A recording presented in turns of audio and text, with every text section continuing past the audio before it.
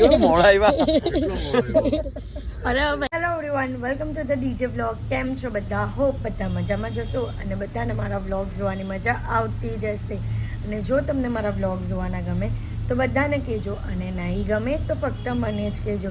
તો ગાઈઝ, મેં તમારી કમેન્ટ રીડ કરી કે મારો જે આગળનો વ્લોગ હતો તેમાં મારો વોઇસ ક્લિયર નથી આવતો મ્યુઝિકના લીધે.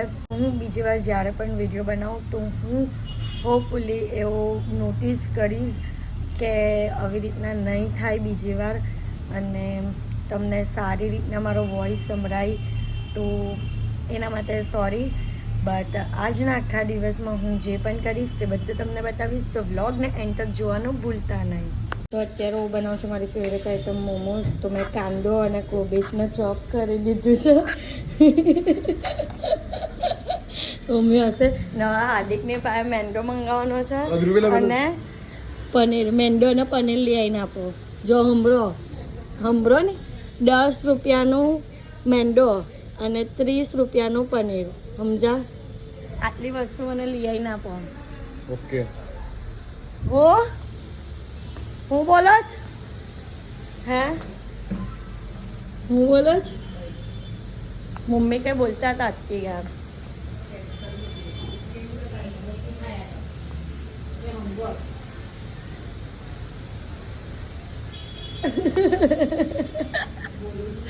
તો બહારના થોડી ખાવું, આજે તો ઘરમાં બનાવીને ખાવું ને. જો એમાં હેલ્ધી વસ્તુ જ છે, કોબીજ છે અને કાંદો હેલ્ધી ને પનીર પણ હેલ્ધી આવ્યું.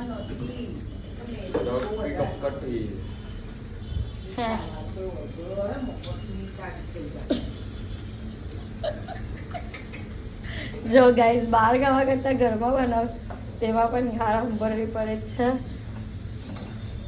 બોલ, તમારે કઈ બોલવું જ? મારે કઈ નહીં બોલવું, પનીર આપી દઉં. મીઠું નાખ્યા પછી આપણે એની અંદર એડ કરશું મરીનો ભૂકો અને મિક્સ.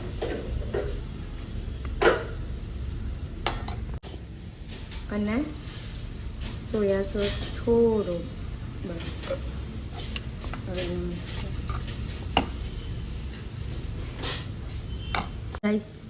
ગાઈસ, સાંજો છે ને ઠંડો થઈ જાય ને એટલે આપણે એની અંદર મેશ કરીને આ ટાઈપમાં પનીર એડ કરીશું.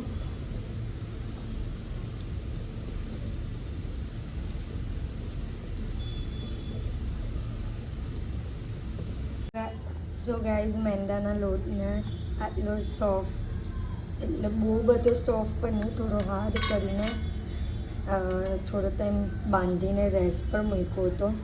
તો હવે આપણે એને ફોલ્ડ કરીશું. તો ગાઈઝ, રોટલીને પતલી કરીને એની અંદર હવે આપણે સ્ટફિંગ કરીશું.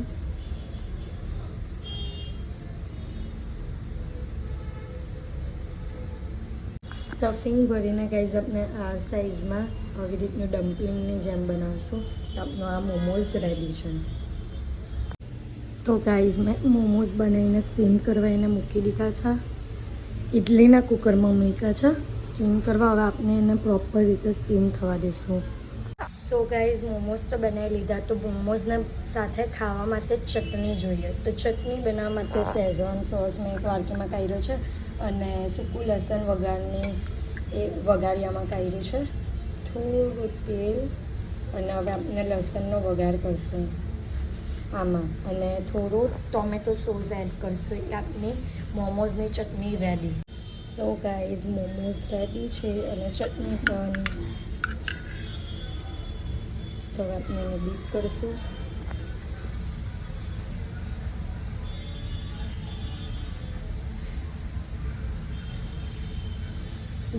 તો ગાઈઝ, સવારની સાંજ પડી ગઈ છે અને આજનો અમારો પ્લાન છે પુષ્પા 2 મૂવી જોવા જવાનો.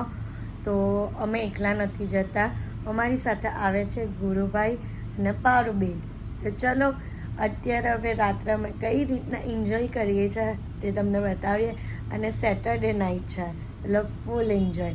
તો ચલો, અને પુષ્પા 2ના રિવ્યૂ કેવા છે તે તમને કહું, કારણ કે અમુક બાજુથી એવા હિન્ટ મળે છે કે એટલું ખાસ નથી સ્ટોરી વાઇઝ, અને અમુક તરફથી એવા રિવ્યૂ મળે છે કે બહુ જ સરસ છે.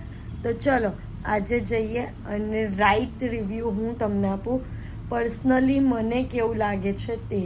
તો હજી જેને નહીં જોયો હોય તેના માટે તો આ વ્લોગ બહુ જ ઇન્ટરેસ્ટિંગ બનવાનો છે. તો ચાલો ફટાફટ રેડી થઈ જઈએ અને પછી હાર્દિક આવે એટલે મૂવી માટે જઈએ. સો ગાઈઝ મેં ન્યુમીમાંથી જે બાય વન ગેટ વન વાળું ઓફરમાં જે આઉટફિટ મંગાવેલું હતું તે ફાઇનલી આવી ગયું છે. સો આ છે, એટલે મેં 3 આઉટફિટ મંગાવેલા હતા, એક બાય વન ગેટ વનમાં અને એક પર્સનલ. તો એમાંથી જે બાય વન ગેટ વન વાળું હતું તેમાંથી એક પીસ હજી આવ્યો નથી અને પર્સનલ વાળો આવ્યો છે, એ હજી આવવાનો બાકી છે. એની ડિલિવરીમાં થોડું લેટ થશે, એટલે હું તમને આ બતાવું. અત્યારે ખાલી નોર્મલ બતાવું કે કઈ રીતનું આઉટફિટ છે, પછી જ્યારે હું ટ્રાય કરીશ ને ત્યારે પણ તમને બતાવીશ. તો ગાઈઝ હવે આપણે પાર્સલ ઓપન કરશું.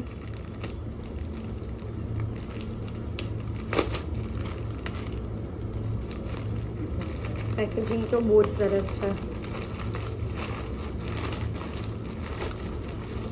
અંદરથી પણ અલગ અલગ પેકેજિંગ છે.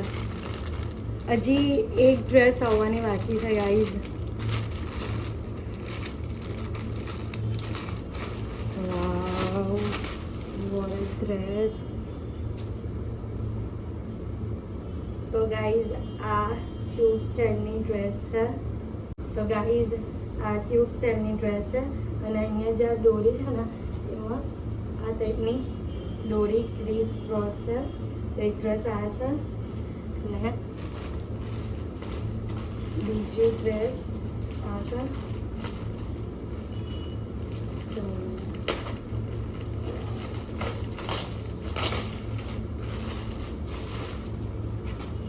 વાવ ગાઈઝ, વિથ બ્લેક ડ્રેસ છે. જો આ 1 શોલ્ડર ડ્રેસ છે, મસ્ત છે ગાઈઝ.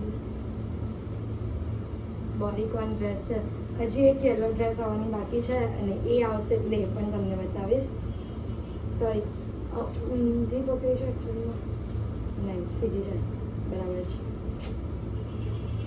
સો ચલો ફટાફટ રેડી થઈ જઈએ અને પછી મૂવી માટે નીકળીએ. તો ગાઈઝ અત્યારે અમે લોકો નીકળી ગયા છે. રેડી થઈને વ્લોગ નહીં લેવાયો કારણ કે ઓલવેઝની જેમ લેટ થઈ ગયેલું હતું. અને સાથે હાર્દિક હાય. હો હસ્યા કે કરે કા હસ્યા કરે. તો અમારી સાથે છે આરફા, હાય, અલ્તાફભાઈ, મનીષા ભાભી અને એન્જલ. તો બધા અમે લોકો જઈએ છીએ અને ગુરુભાઈ લોકો ત્યાં પહોંચી ગયા છે. તો જોઈએ અમે ટાઈમ ટુ ટાઈમ પહોંચી જઈએ તો સારું, નહીં તો મૂવી નહીં પહોંચવાના ટાઈમ ટુ ટાઈમ. કેમ? ટ્રાફિક બહુ છે. અલ્તાફભાઈ ગાડી ધીરી ચલાવે છે.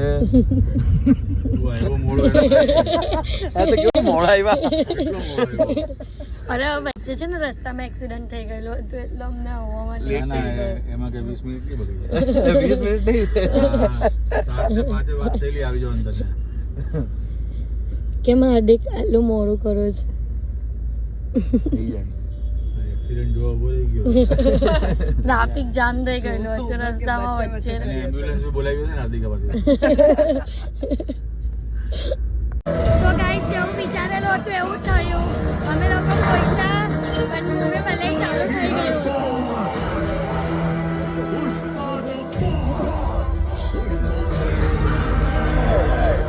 दुनिया में चाहे कहीं भी रहूं, मैं झुकेगा नहीं साला. कोको ने आगे आयो.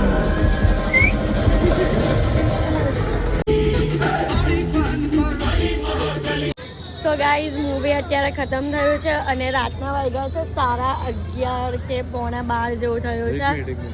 હા, 11:30 વાગ્યા છે. તો મૂવી તો એટલું ખતરનાક હતું ને, સિરિયસલી કહું ને તો મને તો બહુ જ ગમ્યું. તમને કેવું લાગ્યું? મને એવું કહ્યું કે ઊંઘ જ નહીં આવી, બાકી બધા મૂવીમાં સુઈ જાય. તમને કેવું લાગ્યું મૂવી? મસ્ત. ગમ્યું? આમ લોકોએ જોવા આવવા જેવું છે? આવું તો જોઈએ જ ને, પુષ્પા 2 છે. તને કેવું લાગ્યું એન્જલ? સારું. तने अरफा बहुत ही अच्छा. कैसा लगा आपको मूवी? झुकेगा नहीं साला. अभी आग झुके ना तो आपके चश्मे गिर जाएंगे. પિક્ચર સારું છે, મગજ સાઈડમાં મૂકી દેવાનું એટલે મજા મજા મજા આવે. હા, તમને કેવું લાગ્યું?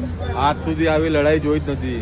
બોલીવુડ કઈ યુનિક જ લડાઈ હતી ને, એડિટિંગ પણ ખતરનાક હતું. કેમ? કેવું લાગ્યું તમને મૂવી? જોરદાર કહેવાય.